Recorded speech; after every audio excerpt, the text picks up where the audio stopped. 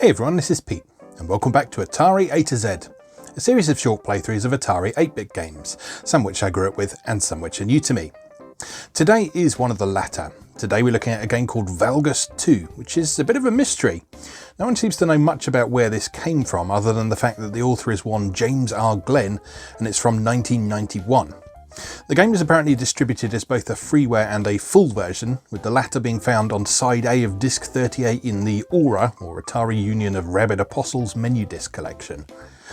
Beyond that, and the fact that the game is an interesting twist on Tetris, vaguely akin but noticeably different from Alexei Pajitnov's official follow-up Weltris, there's not a ton I can tell you really, so let's just get on and play it. Let's go play Valgus 2.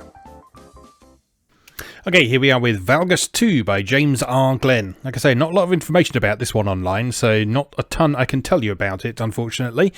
Aside from the fact that it is a Tetris-inspired game that unfolds in a similar sort of square perspective to what Alexei Pajitnov's official sequel Weltris did, which we saw a while back on the Atari ST A to Z series. But this unfolds a little bit differently. So this is not about making lines on the floor of a well. This is about surrounding a centerpiece, I guess you'd call it. Best way to demonstrate is just to, well, demonstrate. So, your pieces move in from the various sides. And they move towards this thing in the middle here. I'm not sure if there's a pattern to how they come in. I think it's random. But yeah, basically your goal is to surround that central square repeatedly. So if we put this one here, there we go. That's one. And you notice up in the top right corner, the left counter has gone down by 1.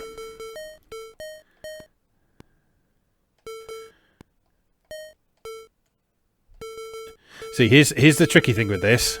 If you let it go past the middle bit, then you have to figure out how you're going to handle that. Because you can't then sort of bring it back, as it were. You can't sort of drop it back towards the middle. It's basically gone. So you have to sort of put it somewhere out of the way where it's not going to block off one of your sides. And that takes a fair amount of adjusting to, I won't lie.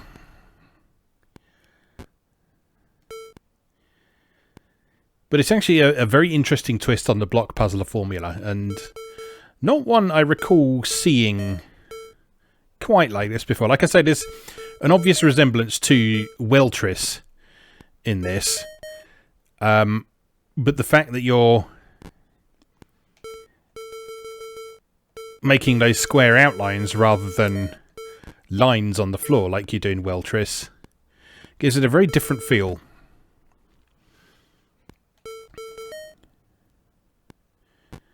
Then you see when you do actually successfully fill up a section, everything else gets sucked inwards by 1 as well.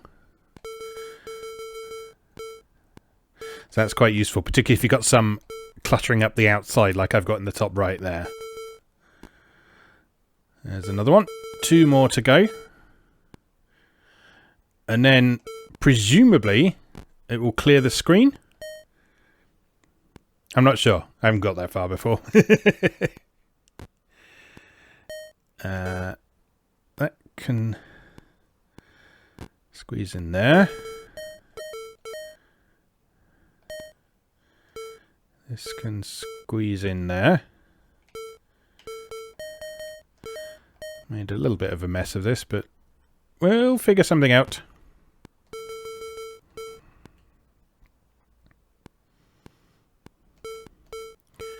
Alright, you slot in there. You see that when the pieces are in there, they actually change colour. So that the entire square you're making is the same colour as well. So that helps you figure out where pieces need to go. And see at a glance what the missing pieces might be. Right, with some careful timing, we should be able to slot this in there. And finish things off. There we go. Okay, yeah, so that's a level done. When you get a bonus according to how much free space you'd left, it counts in until it finds a block. So that's one of many reasons why you want to avoid cluttering up the outside edge. Because that's where a bunch of your bonus points are going to come from. Right, we've got to do 7 this time. Oh, I've done it again. I have done it again.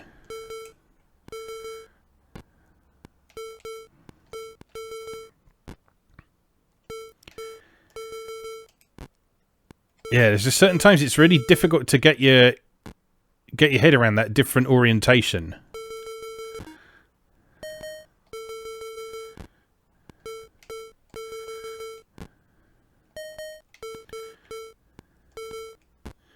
Once you do, though, there's a really compelling puzzle game here.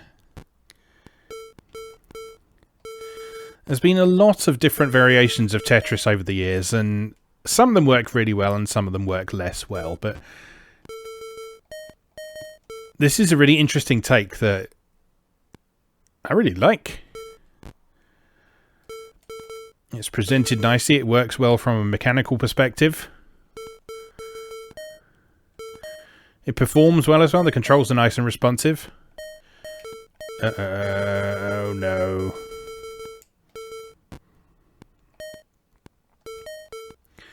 However, my brain is not as responsive as it should be for playing this, clearly. Right, you go in there.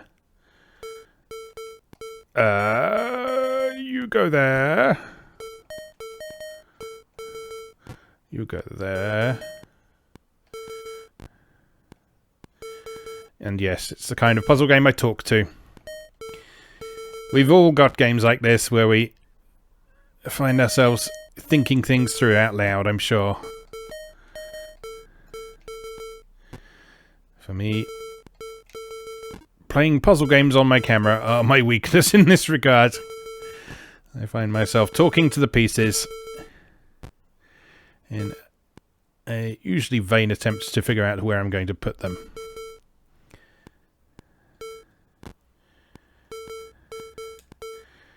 Right, could do one coming up from the bottom, if you please. There we go, you'll do nicely. Ooh, got 2 in a row there. Can we slot this one in here nicely? We can. Yeah, so the fact the controls are really nice and responsive in this really helps it, because you can see how it's sort of moving by tick.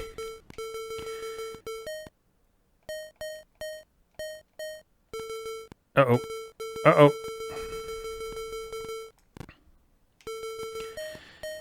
It would be very easy for this game to sort of tie its controls to that rate of ticking, and if it was that unresponsive, it would be quite difficult to control this, but thankfully, it's been designed in such a way that you can move faster than the pieces are dropping. You might think that sounds like quite an odd observation, but believe me, I've seen games where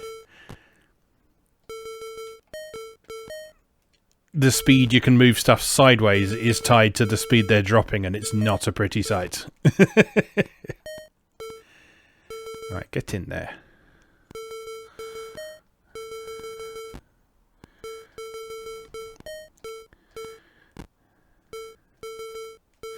One thing this game could do with is like a...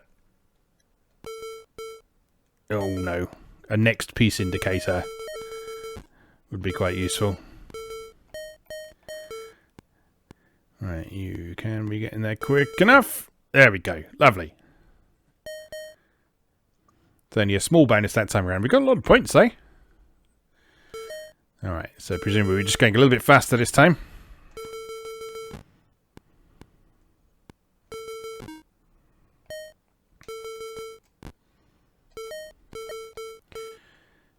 Alright, fill in that hole.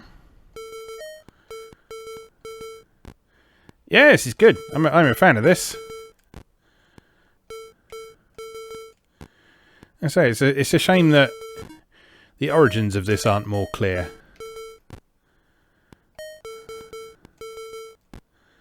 I'd love to know where it came from.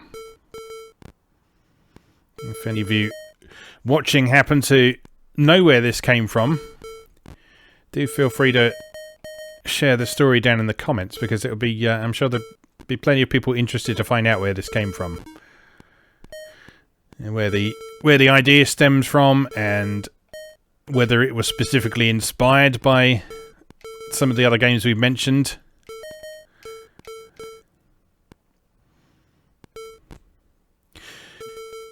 Because it can be quite interesting sometimes. There'll be some games on this series that sort of resemble other games, and it turns out that the original developer had no foreknowledge of the sort of games that they might appear to have been inspired by. Like, you might remember a while back we looked at a puzzle game that was published as a type-in listing in Antic magazine called Uncle Henry's Nuclear Waste Dump. And that was a falling block puzzler. But the author of that game claims he had never even heard of or seen Tetris prior to putting that game together. Now, I mean, granted, the game doesn't really resemble Tetris aside from the fact it has things falling from the sky and you have to arrange them into suitable arrangements. But even so,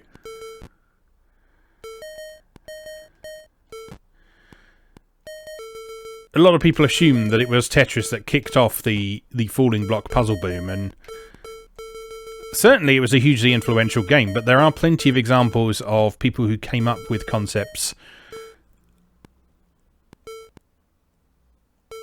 that weren't specifically inspired by Tetris.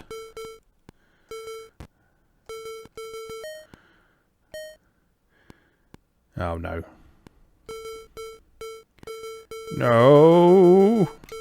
Put that out of the way then. That's why I say it would be interesting to find out the origins of this game. Oh no, I've left the hole! Right, 4 more to go. Oh no! We're reaching that point where I'm losing my concentration. And everything's going horribly wrong.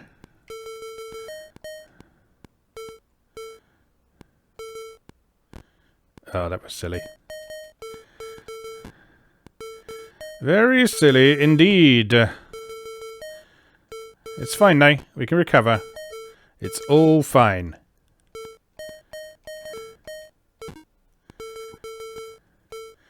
Just watch me. Panic. There.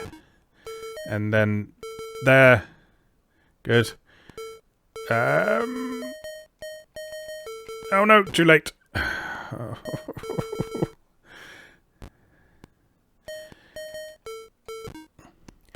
Ladies and gentlemen, we have reached the stressful stage. Please fasten your seatbelts. Because chaos is about to ensue.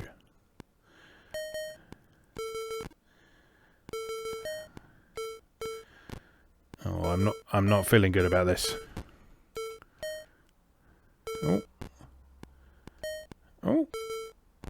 Oh. Oh, I've done it. Nice. Reasonable bonus that time as well. I'm really enjoying this.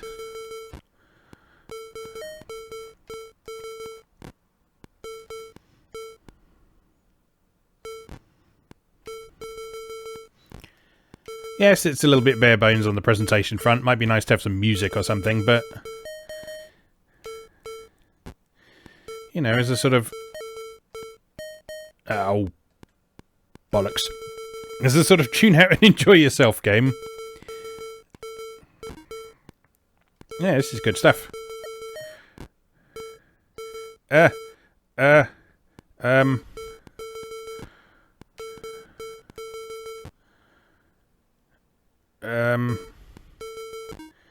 But yeah, it's definitely got that sort of trademark puzzle game franticness about it. Now that it's starting to move just a little bit faster, just slightly too quick to be comfortable.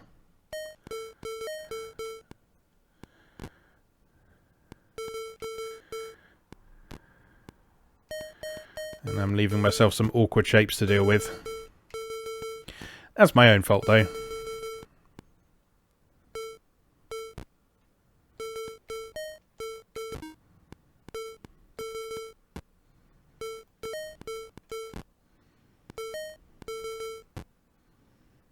Oh, very nice. Combo.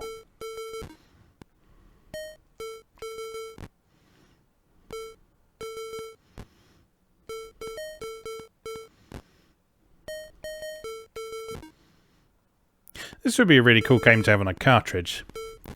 Just a nice game that you can just boot up immediately. No loading breaks, nothing like that. Just fire it up. Enjoy a puzzle for a little while. How long have we been going? 15 minutes already.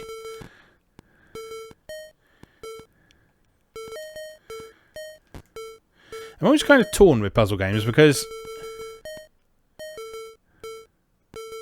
Uh-oh. Sometimes they feel like they should be sort of arcade-style experiences that...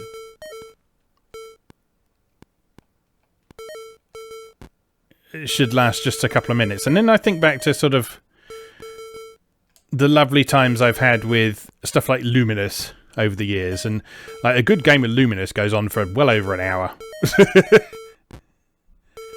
Oh, I've made a huge hash of this. And I've still got 6 to go as well.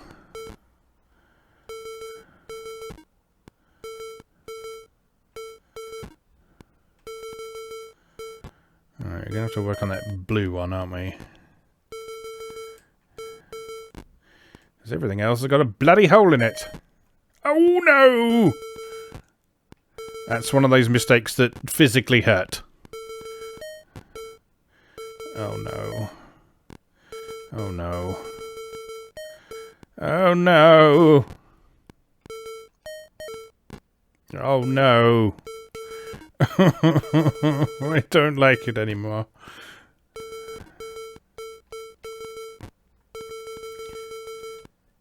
Can I still fill in that blue one? I think I can, actually. So it's not a complete disaster. It's just quite a big disaster. That's all. No, go on, get in there.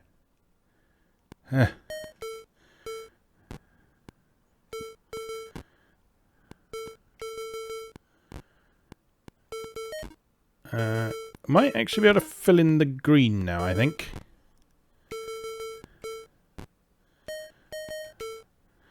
Possibly, maybe. Oh no. Oh no. Oh no. Oh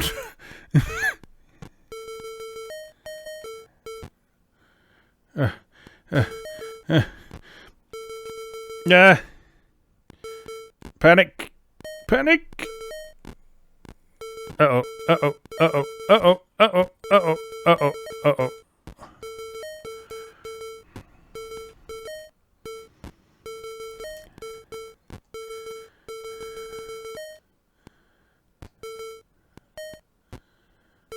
No, I think this is all over. This is all over. Surely, unless no, no.